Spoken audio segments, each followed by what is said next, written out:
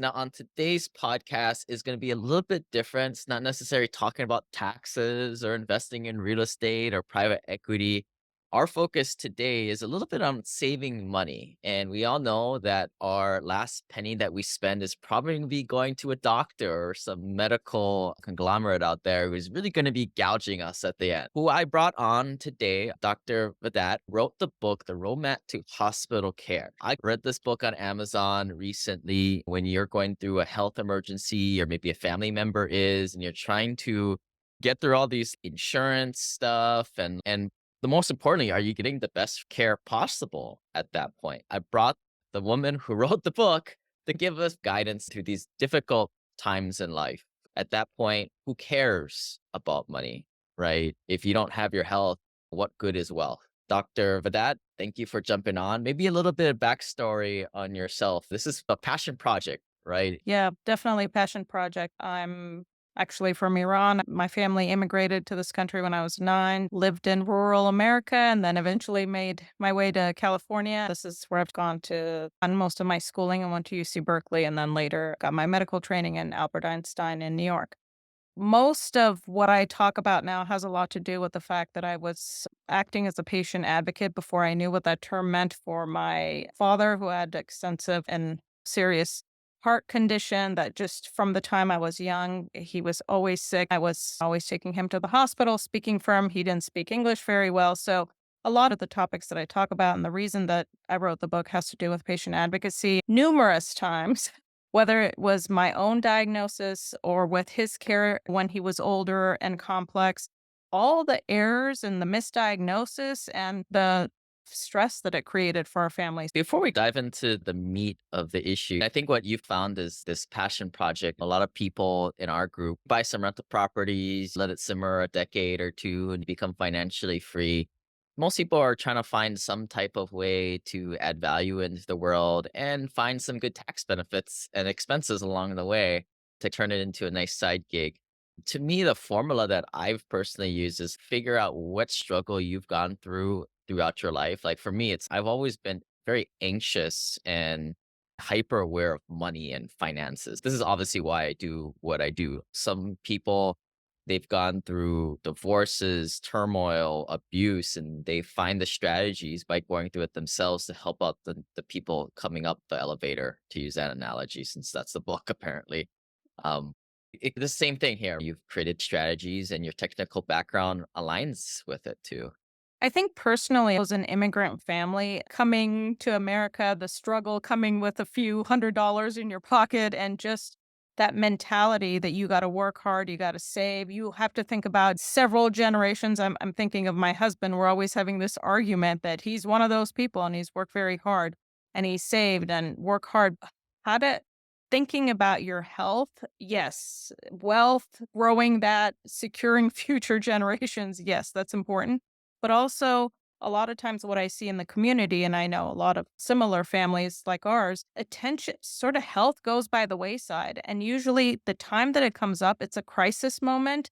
If there's no plan, the hard conversations aren't had when you're fine and healthy, then you get into a lot of trouble. Then you have the unexpected costs, the nursing home, even after death. Who's going to get your house? There's a lot of family disputes. I was listening to your most recent podcast talking about wills and advanced directives, and I thought that's great. What I talk about is really important because it's all about planning and preparation when you are okay, not when waiting till the last minute. Yeah, super morbid discussions that need to happen. So let's work through a common case. Maybe somebody gets cancer.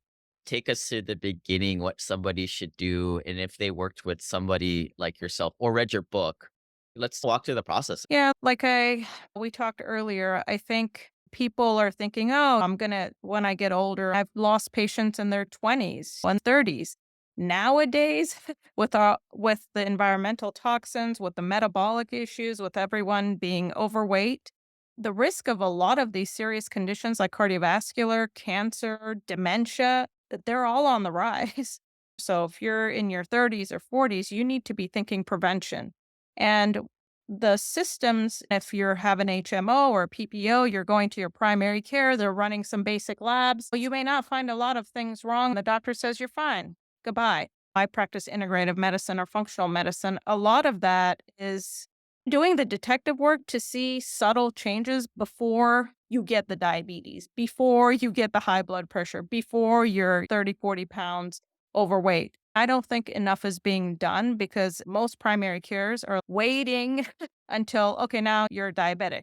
Let's put you on a blood pressure medication, put you on Ozempic and a statin or medication that brings your cholesterol down. All of those medications have side effects and their own consequences. There needs to be more attention to prevention. Some primary cares are trained in lifestyle medicine or nutrition. Most are not. We don't get a lot of nutrition lifestyle training in conventional medical training.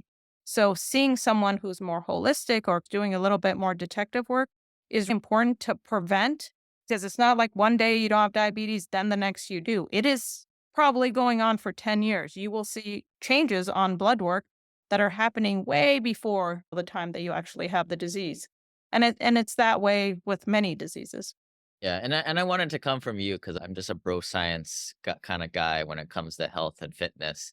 But you mentioned people are locked into their insurance companies, or HMOs or PPOs. A lot of times they may not have a more modern or forward-thinking practitioner. What can they do?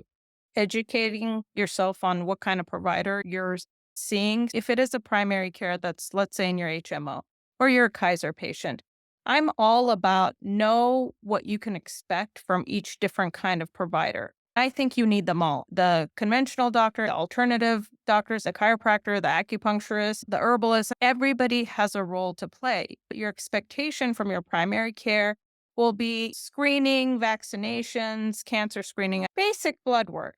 But if you want that little bit more of the prevention, you're probably going to have to look outside. But that's on the patient or the caregiver to do the detective work to see what is that provider's background. So, what medical school did they go to? What is their training? What additional certifications do they have? Do they care about lifestyle medicine? Are they going to throw a pill at everything you have? On the website that we talked about earlier, some free resources on how to screen for a doctor. If you can get that within your HMO or PPO plan, great. But if you can't, in the long run, you want to save money, it might not be a bad idea to make a once a year visit to someone who may be out of pocket, who's going to pull out areas that you need to pay attention to and catch things before they get to the point of severe imbalance. Because Wait a minute. Are you telling me that we have to pay money out of pocket and not have insurance pay for this? unfortunately, Why? you're Oh gonna my goodness. I know you Oh, I wanted to know talk everybody's about saving.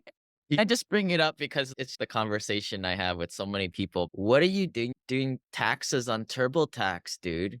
Are you serious? You've got rental properties. What are you doing trying to save 50, $100 doing it on TurboTax? Are you serious? It's the same conversation, right? You're looking at short-term saving and long-term saving, and I think what I'm talking about is trying to catch things before they become severe.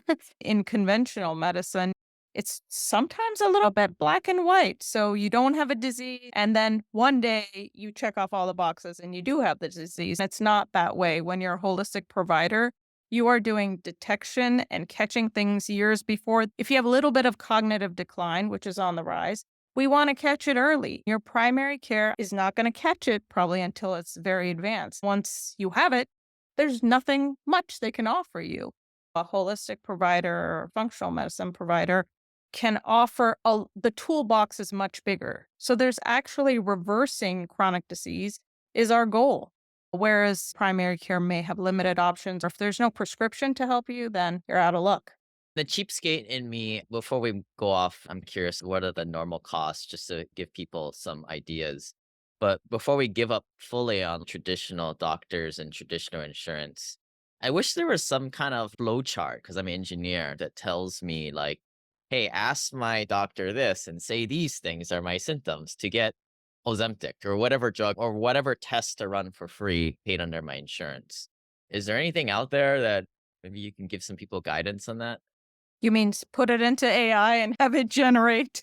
We need you to make that flowchart. From the time that I started, which is 20 plus years ago, I have to say, even in big academic centers, I do see more integrative medicine and I see acceptance of providers who are interested in this.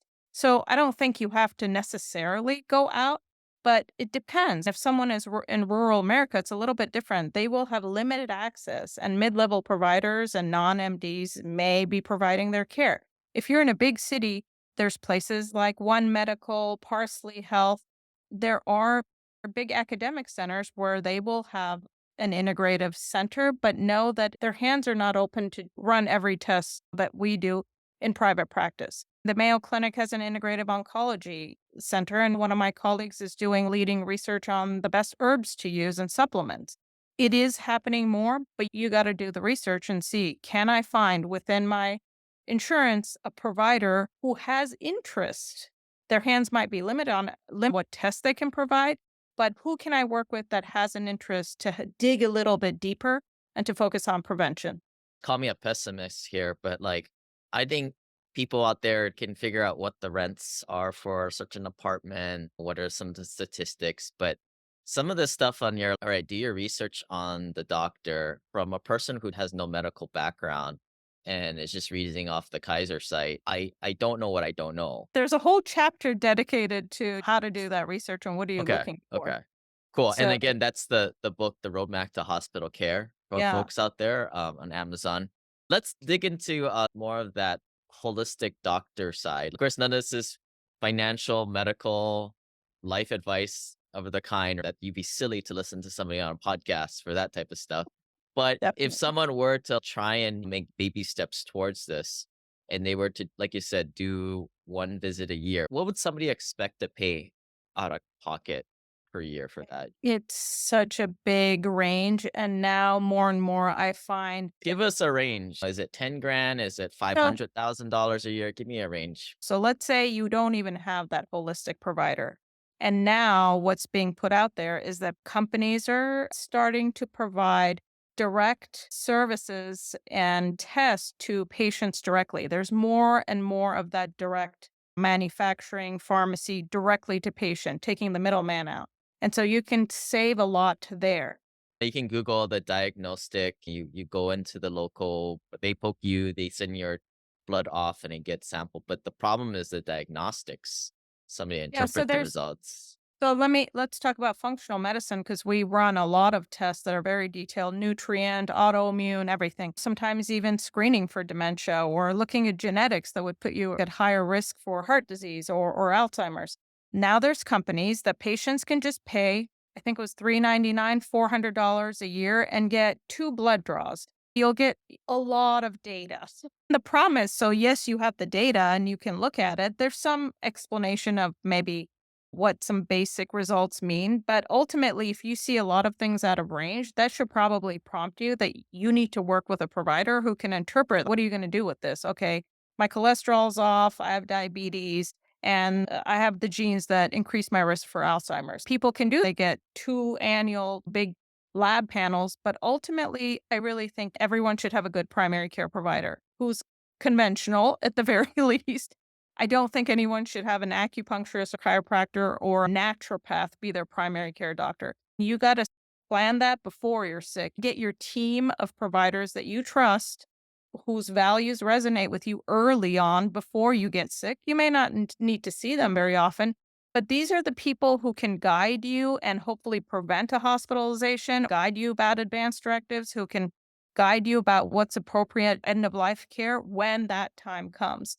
So, seeing a functional medicine doctor, probably somewhere between 500 to 2,000 plus per visit. But That's that's not going to be typically paid under insurance. Have decent most, insurance. but there are functional medicine providers who take insurance, very limited. So, Yeah. very limited. And that's what I wanted to just draw out. Hey, guys, you're going to have to pay for this out of pocket. Some people have parents that live into their late 90s, 100. Everyone has great health. They don't have a lot of risk. But if you say my mom has Hashimoto's and thyroid disease, and dad had a heart attack at 40, and multiple family members have dementia and Alzheimer's, that should be a clue because you're at risk. And while you're accumulating wealth and listening to all your podcasts and being stressed or not stressed, that you need to think of like, how do I safeguard my health? and be proactive. And so I'm all about planning before a crisis. And again, the rates of cancers are now more common in people in their 40s and 50s. Younger people are getting even dementia. You should not wait till you're in your 60s or 70s to be thinking about this. Yeah. So here's what I'm gonna do. Correct me if I'm wrong. I got my primary care guy who's paid under insurance in case I go to the hospital, something really bad happens. But I'm gonna play a little preventative care here. What did you say were maybe a couple good resources or places to get those online diagnostics things from? Dr. Mark Hyman's new company, I think it's Functional Health, now is providing direct access for patients. It just launched recently, so I don't know that they're enrolling everyone quite yet.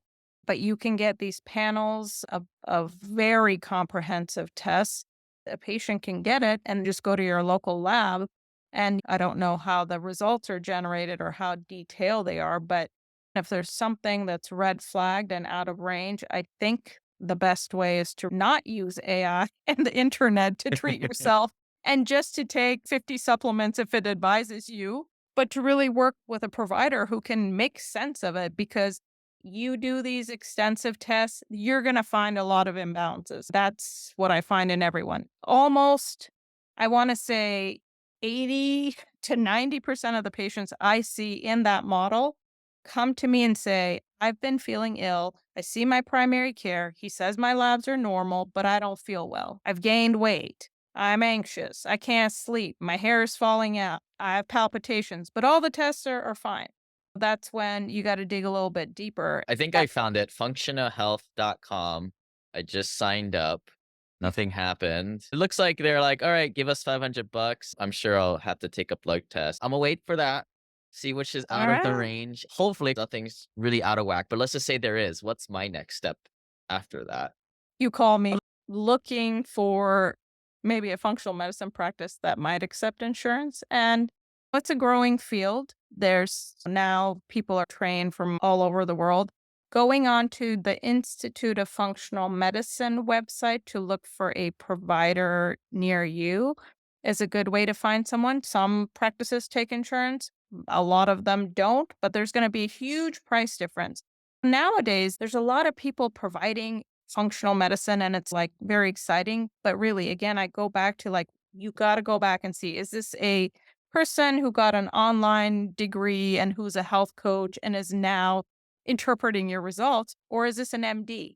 It's very different. Yeah, because you can have a doctorate and a naturopath, but that's not an MD. They have some medical rotations. But in the book, I go into specifically how many years of training they have and the vast difference. It's very common for people in our world, especially when since a lot of our listener base are above the age of 40, 50. There are these the med spas out there. It's something we're very aware of. Yet a lot of us still put a lot of emphasis on people's titles, but it's confusing. It's a little misleading. I You know? can't tell you how many times I think it's even more confusing in this holistic side of medicine. You got to be super cautious. I have seen people who are dietitians or have nutrition degrees of very maybe just online, and they're framing their websites saying Dr. So and so can help you with cancer. That would make any MD, the hair on their arm stand up. I don't advise for anyone with any sort of complex health issue to be getting their care through med spa kind of places. If you're just trying to lose weight, fine, work with a functional nutritionist. But if your labs come back and there's multiple things out of range, you got to get a high level opinion. The word doctor doesn't mean anything these days. You really got to see the clinical training, the amount of time that a medical doctor gets or an anesthesiologist gets is vastly different than a naturopathic doctor, than a nurse practitioner. Got And it. Got it. post pandemic, a lot of these people were giving certificates and graduating people with online degrees.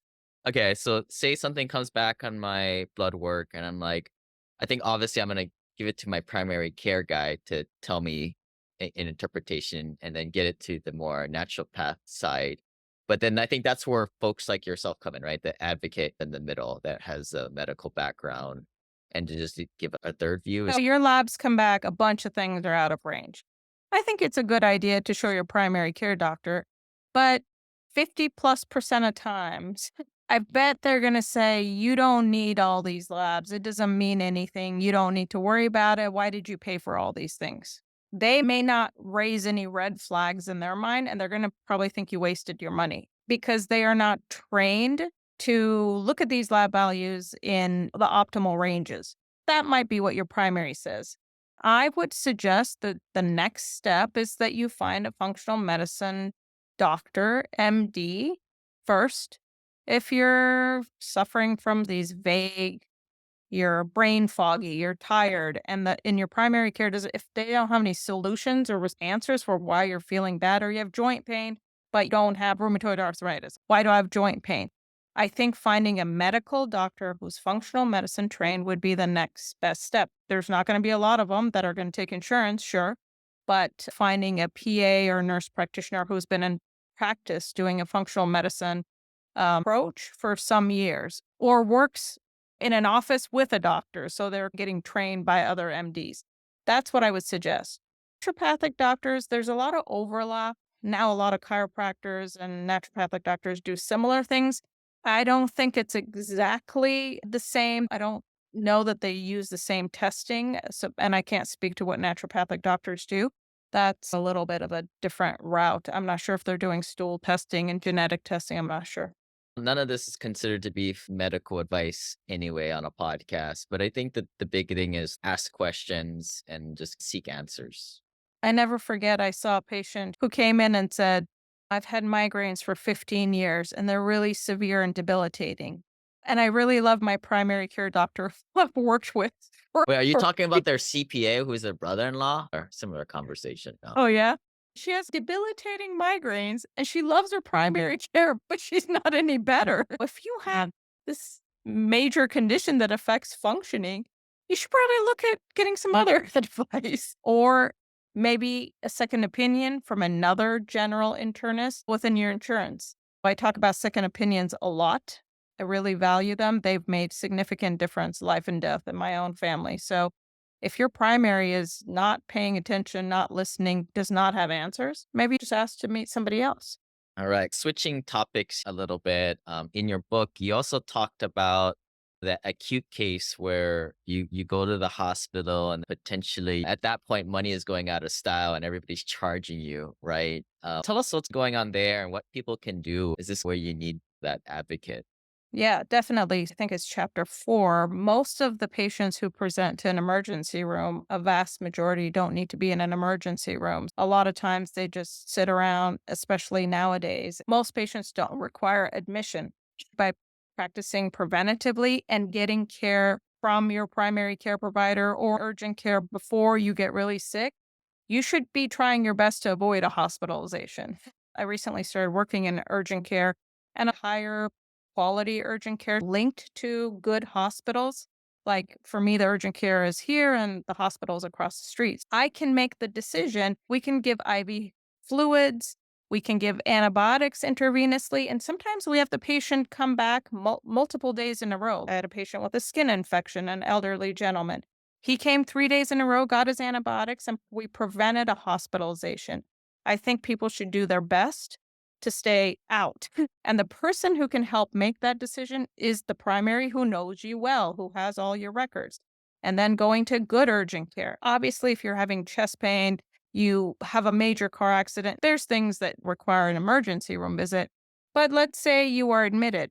Patient advocacy, especially if someone is confused, elderly, or there's cognitive decline, is critical for the caregiver who knows the patient well to be there, plan on being there with your loved ones because a lot of things can go wrong in the transitions of care. Nowadays, post pandemic, people are sitting in hallways of the emergency room.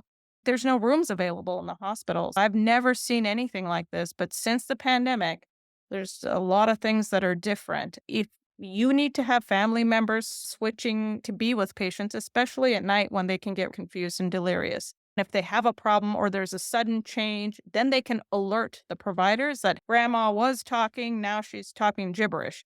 Scan her head now. To bring it back to the finance world, what people will do who are wealthy is they may have a family lawyer or like in the family office world, you probably call it like a chief legal officer that's in-house. You're paying them like a vendor, of course. But when, let's just say you were to get sued on some technical tax thing or something very, it's always something technical, that chief legal officer or in-house legal counsel goes out and actually sources you the more specialty lawyer. Is this the same concept you're talking about? Grandma goes in, there's something weird going on with her liver. The primary care is acting as an in-house counsel or the first line advocate. Primary care is just if it's a good primary care, and that's one of the questions you should ask. If I need a hospitalization, how involved are you going to get? I highly advise most primary cares are not involved. They say go to the ER and that's it. You see a Yeah. new doctor. Your primary is not seeing you, so a hospitalist is seeing you. But there are programs, and I would advise this to your listeners, especially if they have loved ones who are admitted a lot to the hospital. Look into the hospital and see if they are able to see extensivists. So I'm a hospitalist where I practice mostly in the hospital, but extensivists are great at bridging the gap between hospital and outpatient. They try to get you plugged in, get you like, okay, you need to go to a nursing home, get that ball rolling and follow you closely with the intent to avoid readmission. So some hospitals, now more and more hospitals have it, but your primary care is just helping to figure out, no, now you got to go. Now you've been short of breath, the pneumonia is getting worse. Like now you got to go to the ER. So they can help with that decision, maybe of go to the ER or not. But once you're in the hospital, that's what I talk about. That's what happened with my own family. All bets are off because a bunch of people who don't know you are going to see you. And that's why that caregiver who gives an excellent history is so important. 80% of medical diagnoses come from a good history. So imagine your sick loved one or yourself who can't talk, who's confused, who's sick. They're not going to give a good history. The doctor has very limited time. The ER doctor maybe spends 7 minutes. It's- Imagine they don't know anything about you and they got to make critical decisions. You got to be prepared. You got to have your advanced directives. You got to have your code status. You got to know what you want. If you're not able to talk, you got to have a healthcare proxy before you hit the hospital, and two-thirds of patients don't. Yeah, so this kind of combos with that last talk. If you guys wanted to check out that podcast, we released it, I believe, October 22nd, 2024, or it'll be in our members portal under the legal section for those of you guys who've signed up for a group at thewealthelevator.com/club. But Doctor, thank you for coming on. Again, check out her book, The Roadmap to Hospital Care, Insights on Preparing for Health Emergencies and Hospital Stays with Confidence. There you will find the secret spelling of her name, which you can put into your email address. So my first name, last name, MD at gmail.com. So Shadi Vahdat MD at gmail.com. Shadi Vahdat MD.com also has free resources on how to find a good hospital, how to find a good primary care doctor, and links to my TED Talk. Thank you for coming on. I think a morbid topic, but it's important. It kind of combos in with saving money in a way and the estate planning. I think a lot of people in our group are typically the caregivers of their aging parents because a lot of the people listening are the ones that are put in the role of the responsibility of doing all this. They think, especially for myself, your information is very pertinent. None of this was meant to be medical advice. You got to go to the emergency room, go to the emergency Or the room. The big thing is all financial things too. Is say, like, ask questions, understand. Don't just take the status quo. The system is created to do things the most economic way that may not be best for you. And I'm talking medical world and financial world and just take little baby steps. Like while recording this podcast, I signed up and I'll probably go get a $500 blood test. For me, I find that kind of fun to poke around. But hopefully there's nothing that happens with that. You know who to call.